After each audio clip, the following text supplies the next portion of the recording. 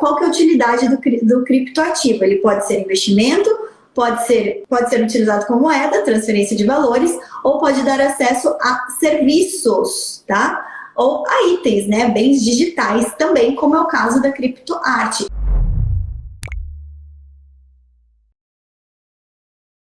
Olá! Sejam todos bem-vindos. Estamos começando hoje uma aula de atualidades diferente aqui pelo perfil do Tributarista do Futuro. E hoje eu vou chamar a Amanda no perfil do BPT Educação assim que ela entrar. Porque, gente, normalmente toda segunda-feira a gente faz uma aula de atualidades tributárias lá no perfil do BPT Educação às 17 horas. Mas, excepcionalmente, nessa semana e na semana que vem, nós faremos aqui pelo meu perfil como já aquecimento para vocês irem aí ligando, acendendo as turbinas a todas as oportunidades que vocês vão ter aí ao longo do caminho, em especial que vamos explorar na nossa Revolução do Tributarista, que começa no dia 31 de janeiro. E hoje não poderia ser diferente, vamos falar sobre algo super novo aí, uma oportunidade enorme que vocês têm para atuação como tributaristas, que é sendo tributaristas aí do mercado da nova economia, tá? O que é nova economia? São todos os negócios disruptivos, como os negócios que envolvam a questão dos criptoativos. Para quem não conhece a Amanda, está vendo a Amanda pela primeira vez, a Amanda é uma das nossas professoras do BPT Educação, junto com a Tony, que está aqui nos acompanhando também, e também advogada associada aqui do escritório, aqui da Deus de Amaral Advocacia Empresarial. Também tem aí já mais de 10 anos de experiência na área, uma super especialista na parte de ICMS, benefícios fiscais, gestão do passivo, recuperação de tributos. Então, a Amanda, ela nos auxilia aí com questões bem operacionais, mas assim voltadas à parte das obrigações acessórias, como orientar os clientes, como operacionalizar os serviços. E também estamos aqui sempre labutando junto, por isso que eu chamei ela para fazer essa live. Por quê? Porque na semana passada, a Amanda, inclusive, compartilhou conosco ali no nosso grupo uma novidade em relação à tributação das criptomoedas, né, e dos criptoativos em geral. Por quê, gente? Porque nós atuamos também para empresas ligadas, né, às novas tecnologias, além de infoprodutores. Então, assim, mercado digital é uma das nossas especialidades aqui no escritório, e a gente auxilia também clientes que têm negócios envolvendo criptoativos, NFTs, né? Então, a gente está sempre antenada nesse mundo aí, nessas atualidades. E saiu uma solução de consulta da Cosite, né? A Amanda compartilhou na semana passada, e como há algum tempo atrás, deixa eu ver se ela está aberta aqui também para eu ir acompanhando, deixa eu ver a data da solução de consulta. A solução de consulta, ela é datada do final do ano de 2021, mas nós tivemos... Que é 23 de dezembro, né? 20 de dezembro. Isso, eu não sei, é a data dela, não sei quando que ela foi publicada efetivamente, mas é uma solução de consulta a qual nós tivemos acesso na semana passada, tá? Então, uma coisa bem recente aí mesmo. E o que a gente sabe já, né? Então, vamos assim, para quem está começando agora, nunca ouviu falar de criptomoeda, né? Criptoativo. Depois eu faço um convite para vocês, tem no meu canal do YouTube uma live específica sobre tributação de criptoativos, tá? Uma live específica sobre tributação de NFTs, que são os tokens não fungíveis, tá? Que é uma espécie de criptoativo, e também uma live específica sobre tributação do metaverso, né? Então, assim, quem quiser adentrar nesse mundo das novas tecnologias, das novas formas de fazer negócio, de fazer operações, de transacionar, então vejam essas 3 lives. Depois eu até vou falar para o pessoal colocar numa playlist, né, tributação da nova economia, para vocês acessarem mais facilmente esse tema, tá? Então é algo que a gente tem explorado bastante com potenciais clientes, com clientes. A gente tem sido muito requisitado por pessoas que investem, né, em criptoativos, então isso tem feito com que a gente estude mais esse tema. E aí, por conta disso, nós recebemos, né, a Amanda ele compartilhou conosco essa solução de consulta da Cosite, da Receita Federal, esclarecendo aí um pouco mais sobre a questão da tributação do ganho de capital, quando tem ganho de capital, quando não tem ganho de capital. Então, se você está chegando agora, está emergindo agora no mundo tributário, eu tenho que te dar uma triste notícia. Vão ter termos aqui que você não vai entender tão bem, tá? Mas não desanima, tá? Não desanima, tem bastante conteúdo de base ao longo dessa semana. Vamos ter muitos conteúdos para começar, né? Para que você comece a emergir nesse mundo do tributarista valorizado. Mas hoje a gente vai te colocar um pouquinho no mesmo patamar do que outros aí, para que você não fique tão deslocado, tá? Se é um tema que interessa você, se é um tema que interessa alguém que você conhece, fala, poxa, tem o fulano que investe em criptoativo, tem o ciclano que tem uma empresa de NFT, compartilha essa live com essa pessoa. Vamos, assim, expandir o conhecimento, né? Vamos levar esse conhecimento para outras pessoas também. Então, não deixe de compartilhar, ok? Então, Amanda, para a gente começar, vamos tentar colocar o pessoal na mesma página aí, né? Vamos falar um pouquinho sobre o que são os criptoativos e aonde que se inserem as criptomoedas, né, nos criptoativos. Você quer começar e daí eu vou complementando, e daí a gente entra aí na questão tributária, só para deixar todo mundo no mesmo passo, né? Todo mundo a par, né? Então, gente, acho que a primeira coisa que nós precisamos colocar é que criptoativo, ele é diferente de criptomoeda. Então, a criptomoeda é uma das modalidades do criptoativo, digamos assim. Então, eu posso ter uma moeda, acho que a maioria das pessoas acaba tendo mais contato com o cripto, com o Bitcoin, que é uma criptomoeda. E acabamos tendo muito essa confusão. Mas existem também os criptoativos que não são considerados moedas ou não são considerados bens de valor, digamos, fiduciário.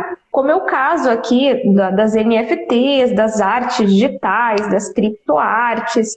Todos esses são considerados criptoativos, mas não possuem ali a descrição de moeda. O que define a moeda é o seu caráter fiduciário, o seu caráter regulável dentro de um mercado, digamos assim.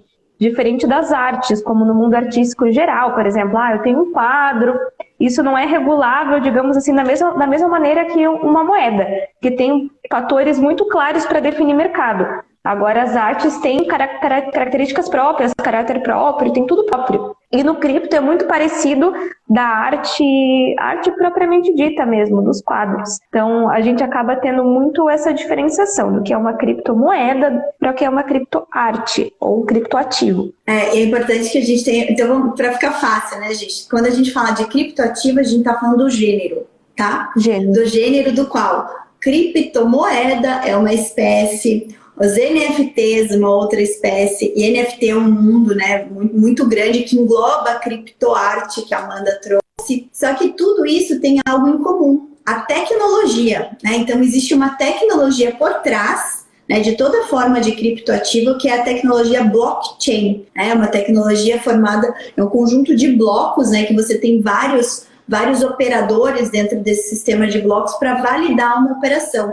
Então, tudo que está na blockchain é descentralizado, não tem um governo, não tem um órgão, não tem nada regulamentando aquilo, tá? A ideia é justamente ser um sistema descentralizado, tá? E aí existe um conceito da legislação tributária sobre o que é criptoativo, tá? E esse conceito, ele veio com uma instrução normativa, que é a Instrução Normativa 1888, de 2019, tá? Então, é algo bem recente, e ela traz o conceito de criptoativo, tá? Ela não fala só de criptomoeda, ela fala de criptoativo. Eu tô até aqui com esse conceito aberto, mas vocês depois podem consultar na Instrução Normativa 1888. E existe um vídeo, né, um vídeo que é praticamente uma aula dentro do canal do YouTube, do nosso canal do YouTube, explicando artigo a artigo da EN 1888, tá?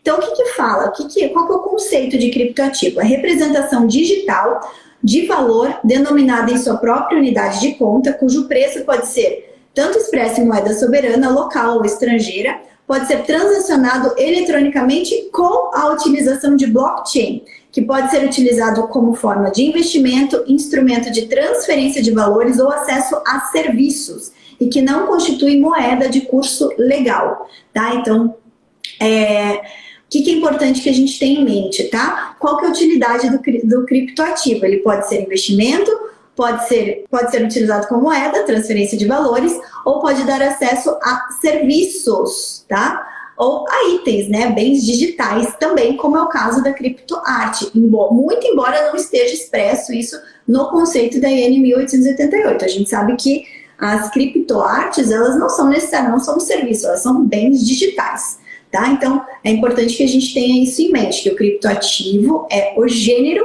do qual criptomoeda como blockchain, como Ether, como tantas outras criptomoedas são espécies, como obras digitais, criptoartes são espécies, e toda outra forma de tokens não fungíveis também são espécies de criptoativos, ok? Então esse é o primeiro ponto para que vocês estejam na mesma sintonia, tá, do que nós. E aí, lá em 2019, como eu comentei, foi a primeira vez que uma legislação, uma norma tributária veio regulamentar a necessidade, né, veio trazer alguns conceitos para ser aplicado no âmbito do direito tributário e veio regulamentar a declaração desses bens, tá? Desses criptoativos. Foi a primeira vez, foi lá em 2019, então algo bem recente, tá?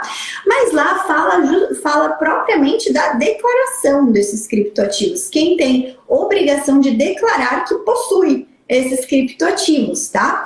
E estabeleceu ali como um patamar de isenção, né? Quem não precisa, então quem tem até 30 mil reais em criptoativos não precisaria declarar, tá? Isso do ponto de vista de uma obrigação acessória, tá? Uma obrigação tributária acessória, que é a obrigação de declarar. Mas aqui a gente não vai falar da obrigação acessória, porque o que tivemos de novidade é em relação ao pagamento do tributo, tá? Pagamento, no caso aqui, que tivemos de novidade na solução de consulta COSIT, que eu já vou deixar a Amanda explicar um pouquinho para vocês, é em relação ao pagamento do imposto de renda sobre o ganho de capital com esses criptoativos. Amanda, você quer falar um pouquinho mais sobre isso, para a gente introduzir agora propriamente essa nossa atualidade tributária?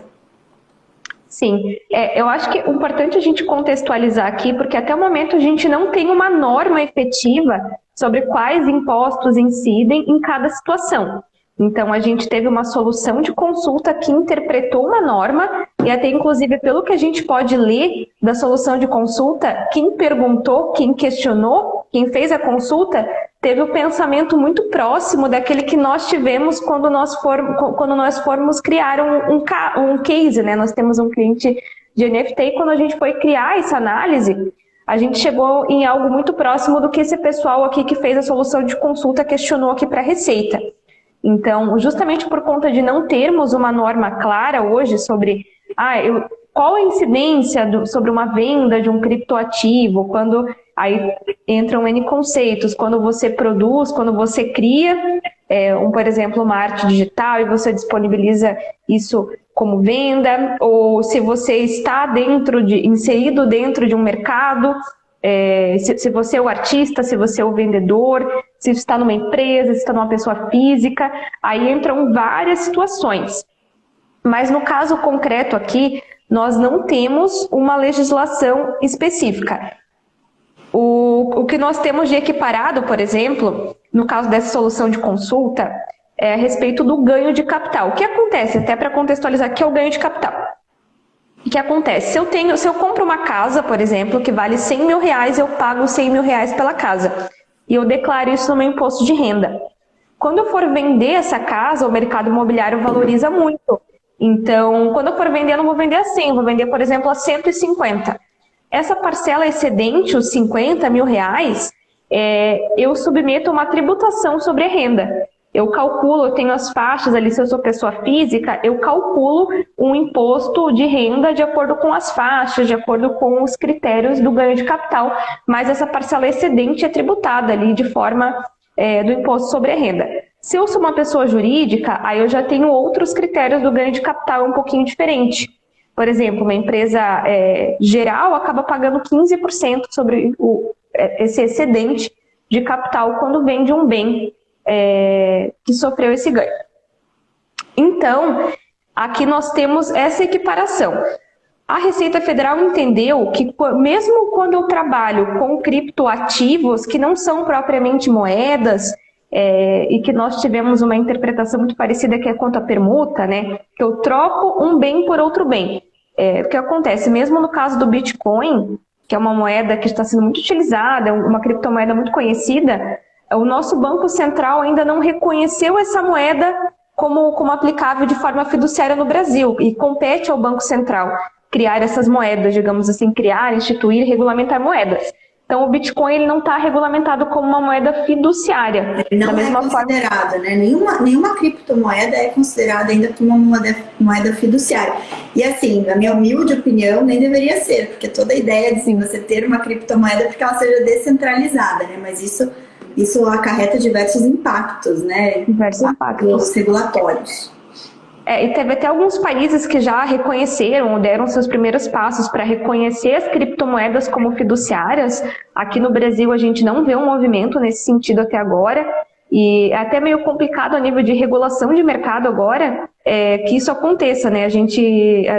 Aí vai acontecer uma discrepância muito grande na forma como essas moedas são valoradas dentro de cada país que acaba entendendo como uma moeda fiduciária. Mas só para... de El Salvador, né? Foi o primeiro país aí que instituiu o Bitcoin como moeda oficial. Eu acho que é por conta de mineração, eles têm lá atividade vulcânica e tudo mais. Mas aqui no Brasil nós não temos isso, não temos esse caminho, e justamente por não ser uma moeda fiduciária, ela não tem a mesma aplicação de uma compra. Então, por exemplo, no exemplo que eu dei, onde eu vendo um bem, eu dou um bem que não é moeda, que é imóvel, em troca de uma moeda fiduciária. Então, por exemplo, hoje vale 100, amanhã vale 150, depois de amanhã vale 180, e isso varia de acordo com o valor desse bem em contraponto à moeda fiduciária que eu estou vendendo. No caso dos criptoativos, eu não tenho esse contraponto da mesma forma, porque eu tenho um bem também que é uma criptomoeda, que não é fiduciária, que não tem valor de moeda, digamos assim, ele tem um valor de acordo com o mercado descentralizado, e eu recebo um outro bem em troca. Então, por exemplo, no caso que a gente está mais habituado pelo nosso trabalho aqui, é a NFT, que é uma forma de token não fungível, que a gente chama, né? Uma forma de criptoarte. E dentro desse contexto, eu compro uma NFT pagando em criptomoedas. Claro, essas moedas, se eu for converter, eu consigo converter em dólar, que é conversível em real. Então, eu chego dentro desse valor aqui, quanto que dentro da moeda do meu país eu estou negociando. Mas, na prática, não é moeda por moeda, é criptomoeda contra criptoativo. Então, eu tenho dois bens que não são fiduciários dando em troca. E aqui a Receita, ela, quando foi interpretar aqui na solução de consulta 214, ela trouxe toda a legislação do ganho de capital falando, olha, quando acontecer essa diferenciação, quando você alienar esse bem, quando você vender esse bem, que é o criptoativo, por exemplo, e você tiver um ganho em relação a quanto você pagou em criptomoeda, convertido e tudo mais, independente de qualquer coisa, o ganho de capital abrange todos os tipos de alienação, inclusive a permuta, que é essa interpretação que a gente teve, que eu estou permutando, eu não estou vendendo, porque a venda considera um recebimento em moeda fiduciária, e aqui eu estou permutando bem por bem, que foi a interpretação que a Receita trouxe aqui, que inclusive para permutas o ganho de capital se aplica. Então, até eles colocam aqui de forma bem clara, a não conversão de bem ou direito alienado em moeda fiduciária não altera a incidência do imposto sobre a renda no caso do ganho de capital oriundo da permuta. E é algo que nós não tínhamos interpretado até então, nós não tínhamos esse caminho, digamos assim, a Receita não tinha se manifestado claramente sobre isso ainda, e agora nós temos um caminho sobre ganho de capital aí nesses casos.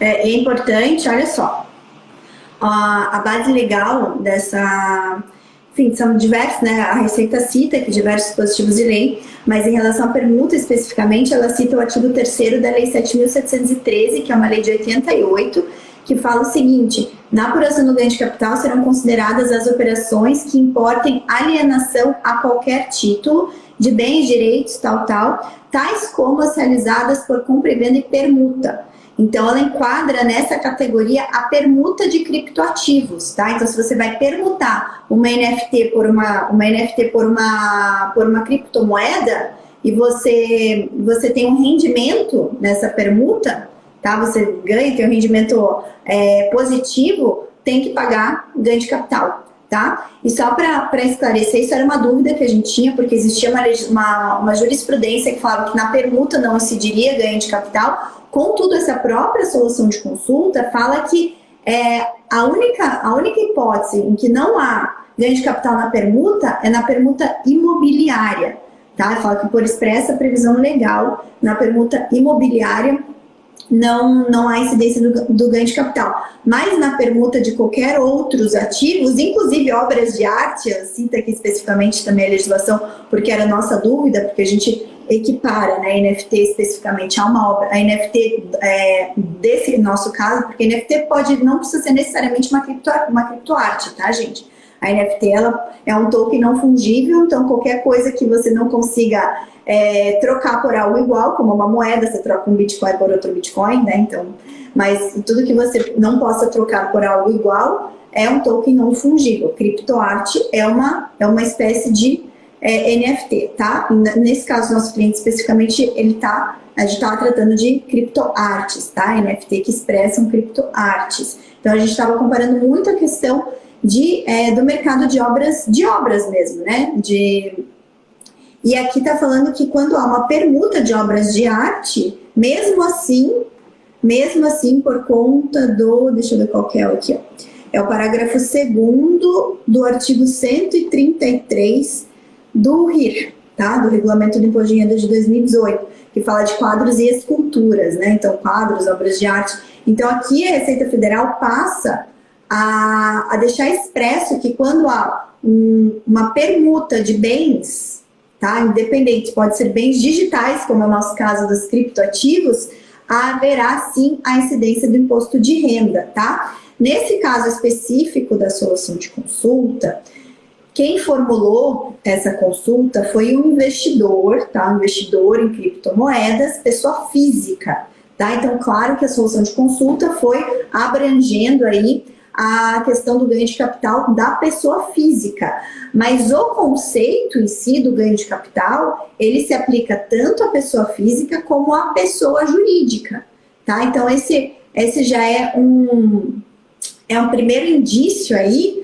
a um posicionamento da Receita Federal que nós não tínhamos antes, tá? A gente não tinha nada específico sobre a questão do ganho de capital de criptoativos, tá? Aqui o caso concreto está falando sobre a permuta de Bitcoin com uma outra criptomoeda, que é chamada, deixa eu pegar aqui o nome, stablecoin. É a outra cripto. Então, a pessoa que formulou a consulta, ela tinha Bitcoin e permutou esse Bitcoin por stablecoin. E daí perguntou se nessa permuta ela teve um ganho, né?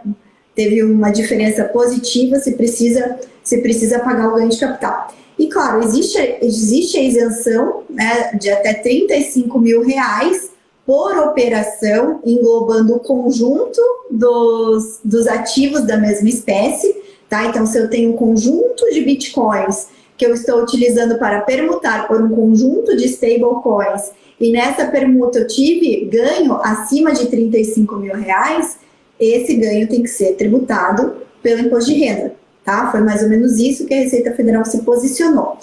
Lembrando que é uma solução de consulta da COSIT, ela é uma solução de consulta que ela vincula toda a administração pública, ela vincula os fiscais da Receita Federal, então é uma mudança de entendimento, né, acerca da legislação bem importante, tá? Se vai ser consolidado ou não sabemos, tá? Não temos ainda questionamentos judiciais tão específicos, tá? Mas vamos pensar assim, a Receita Federal ela está se baseando na norma geral do imposto de renda, que abrange qualquer tipo de rendimento, independentemente da denominação. Tá? Então, se a gente for pegar lá desde o conceito da Constituição, do Código Tributário Nacional, que traz, né, as premissas, aí, as bases do imposto de renda, ele realmente fala que independe da denominação, né? Independe da denominação do rendimento. Então, existem aí diversos fundamentos fortes para manter esse entendimento da Receita. Não há ainda um questionamento, né, um questionamento no Poder Judiciário, mas do ponto de vista de embasamento, existe embasamento, muito embora não haja algo específico relacionado aos criptoativos em si, tá? Então, realmente é uma interpretação com base na legislação que temos até agora. E aí, Amanda, é importante também a gente falar um pouquinho, né? Então, a gente está falando aqui do imposto de renda, essa solução de consulta veio falar especificamente do imposto de renda, porque é algo atinente propriamente a pessoa física, né? Mas aí, como a gente está analisando pessoa jurídica, e né, aqui nós somos tributaristas em inteligência de negócios, né? Então, ou seja, atendemos pessoas jurídicas, nós nos deparamos com outras dificuldades, né? Então, a gente, o primeiro ponto realmente foi entender a questão do imposto de renda, mas o segundo ponto é entender justamente a natureza da receita. O que é receita? Né? Será que e a gente ainda não tem esse entendimento mais específico em relação à receita, e também não temos ainda a norma contábil para justamente caracterizar na pessoa jurídica esse tipo de ativo, ainda não é clara, né? Então a gente também se debateu aqui e temos adotado aí algumas orientações, né? Temos adotado alguns conceitos com base no que temos em relação à própria caracterização do que seja receita ou não. Quer falar um pouquinho disso? Enquanto isso, eu vou ver que parece que tem perguntas aqui. Deixa eu ver. Então, gente, quanto à receita, eu acho que o principal ponto, são dois principais questionamentos. Um, quanto a PIS e COFINS, que são contribuições que incidem sobre a receita, e outro ponto é no caso do lucro presumido, quando eu calculo a minha presunção ali da margem de lucro com base nessas receitas. A nossa principal interpretação até o momento é de que a realização da receita é quem determina o momento do fato gerador do PIS e da COFINS. E isso também buscando ali interpretação de outros casos semelhantes. Mas, quando acontece a realização da receita? Então, por exemplo, acontece quando eu contabilizo essa receita, acontece quando essa receita passa a ser convertida na minha moeda fiduciária, quando eu transformo ela em reais. Porque vamos pensar, no momento que eu, por exemplo, eu sou uma pessoa física aqui, ou sou uma pessoa jurídica que trabalha com criptoativos, e eu alieno ali, vendo a minha criptoarte, a minha NFT ou a minha outra modalidade de criptoativo, e recebo uma criptomoeda em troca, um Ether, um Bitcoin, ou qualquer que seja a criptomoeda. Eu ainda não tenho isso convertido em reais até que eu realmente extraia aquele valor da minha carteira, até que eu realmente passa a retirar daquele valor da minha carteira e esse valor entre na minha conta física, na minha conta pessoa jurídica como real, como a moeda fiduciária do país onde eu estou. Então, para algumas situações, digamos assim, a interpretação que a gente tem é que nesse momento a receita é realizada. Mas isso ainda gera muitos questionamentos, porque essa moeda pode nunca ser convertida. Ela pode permanecer naquela carteira durante um período. Nós não temos limitação de período. Eu tenho uma carteira de investimentos em criptoativos e esses valores estão lá. Ele pode sempre ficar em Ethereum, sempre ficar em Bitcoin, sempre ficar em outras modalidades de criptomoedas. Eu posso nunca trazer isso para real. Posso sempre utilizar isso como fonte de investimento. E aí, nesse caso, eu nunca realizo a minha receita de PIS e de COFINS, ou eu encerro um exercício e eu levanto mais ou menos como ficaria isso em reais para fazer o cálculo do meu PIS e da minha COFINS. Ou no caso do meu IR, da minha contribuição social, quando eu calculo em presunção. Será que o fato gerador acontece só quando ele é definitivamente incorporado ao patrimônio da empresa e quando acontece a definitiva incorporação? Porque nós temos uma classificação contábil que é de um ativo intangível. Se eu estou trabalhando com investimentos, isso pode se apropriar muito desse conceito. Mas se o meu objeto é a comercialização desses criptoativos, aí eu não tenho necessariamente um ativo, aí eu tenho um estoque, que é o meu trabalho de venda.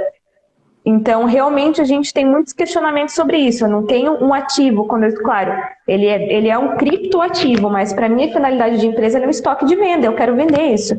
Eu não faço para deixar ele aqui comigo como investimento, eu faço, ou eu comercializo, ou eu adquiro, para que eles tenham vazão de venda no mercado. E para que isso acabe girando e acabe retornando em criptomoedas mais valiosas, ou que eu acabe gerando criptomoedas em troca. Então, realmente, nós ainda não temos uma posição sobre esses questionamentos, nós temos interpretações e nós estamos trabalhando muito com a interpretação de obra de arte para alguns casos. Nesse caso específico, em que, na verdade, e até é uma dificuldade que a gente vai vir enfrentar agora, porque esse cliente nosso específico, ele começou a trabalhar com NFTs de arte, mas agora ele já está pensando em abrir marketplace, já está pensando em criar NFTs de games, NFTs de serviços, outras formas de NFTs. Então, a gente vê que é algo assim realmente que vai mudando e tudo que a gente vai planejando em relação à parte tributária, até a parte jurídica também, no nosso caso, que a gente também cuida da parte jurídica, tem muitos pontos de interrogação, né? Ainda tem muitos pontos de interrogação em relação à emissão de nota fiscal, né? Compra e venda de obra de arte digital, mas não está em real. Questão de realmente como que você vai trabalhar isso como estoque, como que você vai identificar a receita disso para tributar, você vai tributar quando converter em real, porque uma parcela desse fruto das vendas vai ser convertida em real para remunerar a operação, mas assim, vamos pensar, 20% vai ser, 80% não precisa, vai só ser transformado em outros criptoativos, né? Uma NFT vai se transformar num Ether, que depois pode se transformar num Bitcoin, pode se transformar numa outra NFT, enfim. E são realmente vários pontos de interrogação que nós temos, porque a legislação ainda não trata. Então, um dos nossos pontos de interrogação era o imposto de renda, realmente ele foi... Em tese, foi assim, esclarecido um pouco mais em relação a essa solução de consulta 214 da COSIT. Então, a gente tinha um entendimento de que não necessariamente haveria a tributação do ganho de capital, que agora a gente vai ter que rever. Porque a gente já tinha pensado em outra forma, levando em consideração outros posicionamentos similares que a gente tinha na jurisprudência. Mas que agora se torna mais claro, porque a gente tem que também se basear dentro da nossa matriz de risco para o cliente. O primeiro ponto é o que a Receita Federal considera, né? E se a gente vai buscar outras alternativas, a gente tem que primeiro ter essas outras alternativas muito claras para não passar nenhum risco para o nosso cliente. Então, para vocês verem que realmente é um mercado que está nascendo e que vai ganhar cada vez mais amplitude, tá? Muitos outros que possivelmente nós vamos ter que fazer alguns questionamentos, né, conforme esse cliente em si, a operação dele vai criando volume, a gente também vai ter que fazer outros questionamentos para a Receita, para levar alguma segurança jurídica para o cliente. E isso, gente, a gente está começando a falar de criptoativo, NFTs, criptomoedas, marketplace, né? Porque hoje nós temos marketplaces no Brasil de criptoativos que são marketplaces meio fake, assim. O que é o meio fake? Você tem, em tese, um marketplace que você pode comprar NFTs lá, pagar em real, pagar no Pix, mas na verdade a empresa por trás desse marketplace vai lá e compra direto no principal marketplace mundial de NFTs, que é a MetaMask. E que não é MetaMask é OpenSea. Que é o OpenSea. Que é o OpenSea. Então ele vai fazendo tudo manual e depois transfere aqui para o Brasil, demora 72 horas. Eu até fiz um teste esse final de semana, comprei uma NFT nesse marketplace para entender. E aí demora 72 horas. Só que o nosso cliente quer trazer essa ideia do marketplace, que você possa comprar criptoativo, comprar NFTs e pagar em real no Pix com transferência imediata, né? Com transferência imediata daquela criptoarte. E aí vai vir novos questionamentos para nós, porque se isso acontece, a outra operação é o marketplace, não é mais uma compra e venda, como a gente estava analisando, e a operação é real. Então, se vocês viram como o nosso trabalho de tributaristas também vai sendo modificável, né, conforme as estratégias que o cliente vai adotando. Então, o que era lá no começo, NFT de obra de arte, agora já está criando outros contornos que vão nos trazer outros questionamentos que a gente aqui, como tributaristas, a gente vai ter que estudar, se deparar, questionar e também procurar levar para o cliente algo que lhe dê a menor carga tributária né, com a maior segurança jurídica para a operação dele também. E aí eu vejo vocês também fazendo alguns questionamentos. Ó, a Tamara está perguntando: a empresa cujo objeto principal é a compra-venda de bitcoins já não se fala em ganho de capital, certo? Certo, porque ali é o objeto social dela. O business core é a compra e venda desses bitcoins. Então ela vai... Só que também entra no ponto de interrogação, né, Amanda? Como tratar isso efetivamente? Isso, até contextualizando, a nossa análise inicial era justamente por conta disso. A empresa que nós estamos trabalhando, ela é fundada para a comercialização de criptoativos. Então, o nosso entendimento também era esse, o objeto principal é esse, nós não teremos ganho de capital, teremos uma tributação sobre a receita dessa empresa, porque a atividade operacional dela é essa venda de criptoativos. Mas, e justamente por causa disso que nós temos essa exceção ali no meio imobiliário, que nós temos particularidades no meio imobiliário, que é o que nós nos pautamos aqui como base de comparação. Nesse ponto fica muito próximo com o meio imobiliário. Mas isso gera mais pontos de interrogação ainda. Como tratar? É uma receita da atividade? Tudo bem, mas por ser uma receita específica, uma alienação, a Receita Federal vai abrir essa interpretação de que nesse caso eu tenho um ganho de capital independente de ser uma receita operacional da minha atividade. Então, a gente está aguardando... Ainda vai ficar com ponto de interrogação, porque aqui, como a gente falou, quem formulou esse pedido de consulta foi um investidor, não foi uma pessoa jurídica cujo objeto social é a compra e venda, né, de criptoativos. Aqui foi investidor, né? E aí sim, daí eles estão falando de ganho de capital, existe um outro entendimento. Agora, quando a própria empresa, aí a gente tem também o processo, no caso da NFT, o processo de geração da NFT. Quanto que vale uma NFT criada? Qual que é o custo, né? Como eu reconheço esse custo? Como que reconhece o custo? Como que você vai colocar a tua margem de lucro? Ainda é muito subjetivo. Daí o ganho de capital, no nosso entendimento, vai acontecer a partir da primeira aquisição daquela NFT ou daquele criptoativo. Adquiriu, fez a primeira venda, você consegue entender o ganho de capital. Mas a empresa que tem o objeto social, daí a gente já entende que é um cenário um pouquinho diferente. O Guilherme aqui no YouTube está perguntando no caso de criptoativos oriundos dos jogos, que seriam as NFTs baseadas em jogos, né? Também algo que está movimentando muito o mercado. O entendimento é o mesmo em relação a ganho de capital, em relação a investidor? Eu entendo que sim, Amanda. O que você entende? Por conta dessa solução de consulta, eu entendo que ela foi bem generalista nesse sentido. Sim, eu também entendo, até porque assim, tenho um marido que é jogador, então ele compra lá as roupinhas, eu não jogo, tá, gente? Só vivencio ali com meu marido me conta. Mas ele compra as roupinhas dos personagens dele lá, e conforme ele vai subindo de nível lá no joguinho, ele vende essas roupinhas, que é uma NFT também, esses apetrechos do jogo, ele acaba vendendo mais caro conforme o nível que está o personagem onde está aquilo. Então, isso gera um ganho. Claro, dentro do universo ali do imposto de renda da pessoa física, na maioria dos casos está isento, porque nós temos o piso ali, o teto de 35 mil ali de isenção, né? Acima disso, a não ser que a pessoa tenha uma movimentação para realmente sofrer uma incidência tributária com ônus financeiro, tem ultrapassado esse valor.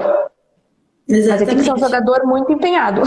Não, mas agora como está crescendo esse universo, né? Tem jogador aí, o criador de games e NFT que está faturando bilhões, né? Então... Sim, tem. Trazendo isso para o Brasil, já tem muita gente ganhando muito dinheiro nesse mercado, né? Então e ainda existe muita sonegação, tá? Porque é difícil até da Receita controlar. É difícil ela saber exatamente. Vai pela boa vontade do ser de poder declarar e depois tributar isso daí. Mas com certeza é um universo ainda com muita sonegação aqui no Brasil. Até porque os servidores dos jogos não ficam no Brasil. Então, muitas contas usam VPN, por exemplo, para mascarar o IP. Então, você pode jogar de qualquer lugar do mundo para poder ter acesso a esses servidores de jogos. Tem jogos, por exemplo, não são liberados no Brasil. Tu usa uma VPN e acaba ficando muito mais difícil de tu rastrear essa pessoa. Será que é uma pessoa física do Brasil? Tem algumas fiscalizações que a gente vê que o IP da máquina é muito utilizado, mas nesse caso, como a VPN mascara o IP, aí a gente acaba tendo uma dificuldade até na própria prática de como isso vai acontecer. Pois é, ainda esse daí é um ponto de, vamos pensar, é um ponto de preocupação da Receita Federal, né, de ver como que ela vai conseguir fiscalizar todo esse universo aí que está crescente. Agora, quando a gente vai falar de pessoa jurídica, que é o nosso caso, a pessoa jurídica em si já quer agir com uma segurança maior, porque ela é um negócio que está sendo colocado em jogo, né, daí aí a coisa muda um pouquinho de figura, né, então aí a nossa responsabilidade como tributarista aumenta, né, que é de estruturar, de orientar corretamente. Então é isso, quando a gente vai assessorar pessoas jurídicas que têm como objeto social, né,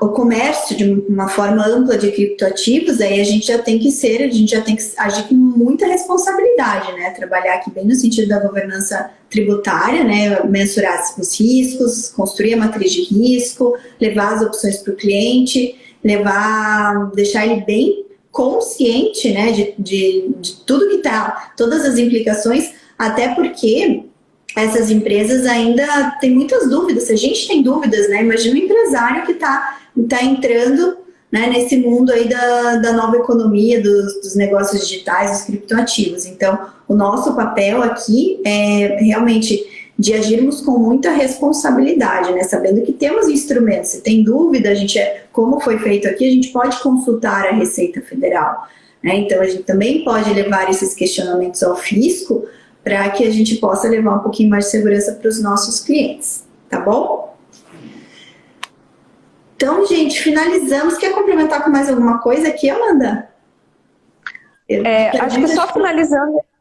Pode falar. Só finalizando aqui, esse é um mercado, gente, onde acho que a principal dúvida é que não existe um interesse em converter esses ativos em real, digamos, por parte dos empresários. Então, por isso que a gente fala muito de realização da receita. Então, no começo, eu achei muito simples. Não, a gente vende, converte em real, reconhece a receita, tá tudo certo. Mas acho que o grande ponto é que o mercado está tão digital e as fronteiras digitais estão tão globalizadas que não se tem o interesse de conversão dessa moeda. A economia acontece ali dentro mesmo daquelas plataformas. Então, são moedas que são, digamos, menos voláteis. O real ele tem sido desvalorizado, nessas moedas existe uma crescente valorização, então o interesse é que você venda esse criptoativo e deixa rendendo na carteira. Então, como que eu distribuo esse lucro depois? Porque ele não vai ser distribuído em reais. Como que isso vai acontecer? Então, é uma dúvida que o tributário e a contabilidade precisam sentar juntos para debater, porque acho que os conceitos contábeis, os reconhecimentos contábeis vão ser tão importantes quanto os conceitos jurídicos para que a gente consiga casar isso, né? Porque hoje... Até mais importante, né? A contabilidade, vejo nesse ponto, a contabilidade é até mais importante do que a parte tributária, porque vamos pensar, a contabilidade age daqui para frente, né? O tributário, ele volta 5 anos para trás, então... Sim.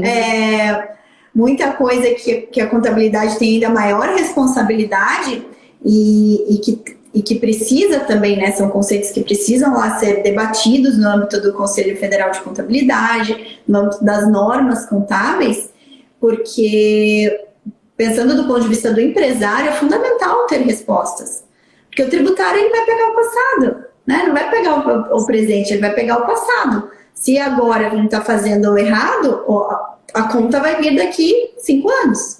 Então, a gente tem todos esses pontos também para conversar, né? O do tributarista conversar com a contabilidade mesmo, né? Então, é bem importante. E é uma dificuldade que a gente vê, né, Amanda, de ver até contadores especializados nesse ponto. Muitos contadores, a maioria dos contadores sequer sabe, são bem poucos, tá?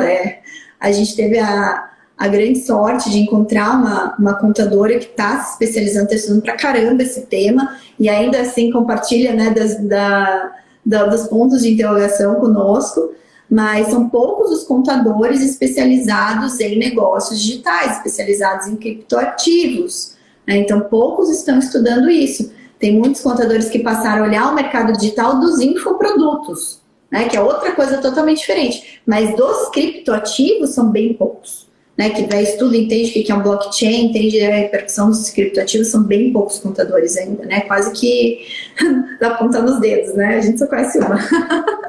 Sim, verdade. Né? Deixa eu ver aqui, Aisha, agora a gente está falando, vai entrar mais pergunta. O Guilherme está falando, o Guilherme Coutinho, tem venda de terceiros nos jogos. Se a gente for pensar, né, gente, o criptoativo ele vai sendo, passa de um para outro, um para outro, um para outro. Então, quando você está falando de investidor pessoa física, aí a gente atende, aí o entendimento da solução de consulta vem bem a calhar. Mas quando a gente traz o universo da pessoa jurídica, né, que daí fica um pouquinho mais complicado. Se a pessoa jurídica é investidora, ok, né, a gente entra bem no conceito de ganho de capital, mas se a pessoa jurídica ela tem no objeto social dela fazer os NFTs, né, comprar e vender bitcoins, comprar e vender criptoativos, minerar criptoativos, né, lançar um criptoativo no mercado, daí a coisa muda um pouquinho de figura. E aí o Guilherme também está comentando sobre lavagem de dinheiro. Tá falando que fica mais fácil essa movimentação, até mesmo por conta de rastrear esse dinheiro entre as carteiras. O que a gente tem, né? Quando a gente está falando de blockchain, as operações em blockchain são muito seguras do ponto de vista de que elas ocorreram. Né? Então, quem é detentor de uma carteira que tem os tokens, uma vez que você perde a senha daquela carteira, esquece, ninguém mais consegue rastrear aquela carteira. Então, é bem importante que você, né, tenha essa segurança em relação às portabilidades das carteiras de tokens, né, de tokens de qualquer espécie, seja qualquer criptoativo. Mas aí, se a gente for pensar na parte da lavagem de dinheiro, eu concordo que fica mais difícil de rastrear do ponto de vista do fisco, né, que é o que a gente falou. Do ponto de vista do fisco, fica mais difícil de rastrear essas carteiras, porque você não tem ali propriamente um CPF, né, individualizado ali, você não tem. Você tem uma chave, né? O dono é uma chave, o dono da carteira tem uma chave ali. Então, acho que é um ponto aí que os fiscos realmente vão ter uma dificuldade muito grande. Não sei o que você pensa, Amanda, nesse ponto. Assim, o fisco, claro, a gente tem uma das maiores tecnologias ali, é do fisco, né? Eles investem muito pesado nisso. Mas, como a gente tem uma crescente muito grande nessas operações e é realmente... claro, temos uma segurança do ponto de vista de que a operação ocorreu, mas ao mesmo tempo é um mercado muito globalizado. Então você pode ter carteiras em diversas plataformas que são registradas em servidores em diferentes locais do mundo. Então realmente fica muito complicado a gente chegar nessa totalidade, né? Mas a nível de lavagem de dinheiro, realmente, é por conta disso que a gente tem Hoje temos essa tratativa em relação à pessoa física, até a gente estava conversando sobre como a NFT ou outros criptoativos vão ter um tratamento muito parecido com o day trade, né, com os traders. E se você é uma pessoa física no Brasil, acho que para você se afastar de qualquer risco nesse sentido, seguir as declarações, que a gente já tem essas cartilhas hoje dentro do próprio imposto de renda da pessoa física. Agora, quanto à pessoa jurídica, a gente tem um pouco mais de complicação. É verdade. Ó, o pessoal mandando pergunta de DeFi, gente. Olha, sobre DeFi. DeFi, já falamos sobre isso na live de atualidades de segunda-feira da semana passada, tá? No canal do YouTube também. E quarta-feira, né? Quarta-feira agora, vai ser uma live especial com a Grazi, do Fiscal na Real, em que a gente vai voltar ao tema do DeFi, tá? Então, quem tá com dúvidas de DeFi, esteja na live das 13h13 de quarta-feira com a Grazi, do Fiscal na Real, tá? Ou também pode ver a reprise ali da live de atualidades de DeFi que foi feita na segunda-feira da semana passada, tá bom? E acho que finalizamos, gente. Finalizamos. O Guilherme tá falando o contrário, que ele acha que fica mais fácil impedir a lavagem de dinheiro. É isso, Guilherme? Eu ainda tenho minhas dúvidas, tá? Vai depender de como que o governo, em geral, vai conseguir ter acesso a todo... Se ele conseguir tributar por portador de tokens, tributar não, né? Impedir o crime de lavagem por portador de tokens, sim. Eu vejo, existem movimentos até do próprio Banco Central, da Receita Federal, de ver como utilizar mais a tecnologia blockchain, né, nas suas operações, inclusive pensando na parte de obrigações acessórias, tem estudos já de outros países para implementação de nota fiscal com base na tecnologia do blockchain, que sim, ela é bem mais segura. Sem sombra de dúvidas, ela é bem mais segura. E talvez seja um passo também para você conseguir rastrear os próprios portadores, né, dos tokens. Então, eu ainda tenho muitas dúvidas em relação a isso, não tenho uma resposta para dar, né? Eu acho que você pode caminhar dos dois lados aí, mas realmente é o governo, de uma forma geral, que está já está, né, com isso na mesa, já está estudando, já está vendo novas formas de utilização do blockchain para várias funcionalidades. E eu acredito que seja isso, né, Amanda? Aqui não vem mais uma pergunta. Então, pessoal, só para a gente aí recapitular, né, nossa semana, nós vamos ter a partir da semana aqui no perfil do Tributarista do Futuro 2 lives diárias, além das lives do BPT Educação. Então, lives do BPT Educação ocorrem às terças e quintas-feiras, tá? Terça-feira com Daniel Silos, às 18 horas, às quintas-feiras com a Amanda e com a Tuane, às 18 horas também. Então, tem uma agenda cheia aí de conteúdos para vocês. As lives aqui no Tributarista do Futuro vão acontecer às 8h13, amanhã, na verdade, só vai ter uma live às 8h13, que é amanhã, por conta da minha agenda, não vou poder fazer a live das 13h13, às 20h13 e às 13h13, tá? E quinta e sexta às 17h13 também por conta de agenda, até porque sexta-feira acho que vocês não querem ficar vendo live às 8 horas da noite. Então vai ser... amanhã às 8h13 da manhã às 8h13 da noite, quarta-feira às 13h13 e às 20h13, quinta-feira e sexta-feira às 13h13 e às 17h13. Mas toda a programação a gente vai divulgar aí para vocês acompanharem, tá bom? Então, e quem ainda não está inscrito na Revolução do Tributarista, por favor, inscreva-se, o link está na minha bio. Lá vocês vão ver passo a passo o caminho aí para vocês realmente se tornarem tributaristas valorizados, mesmo que vocês estejam começando agora, mesmo que vocês não sejam advogados, com o objetivo de vocês faturarem no mínimo R$10 mil por mês, tá? E aí todo esse universo vai se abrir para vocês de coisas novas, de coisas maravilhosas, para vocês terem como cliente de vocês pessoas jurídicas, tá bom? Amanda, obrigada.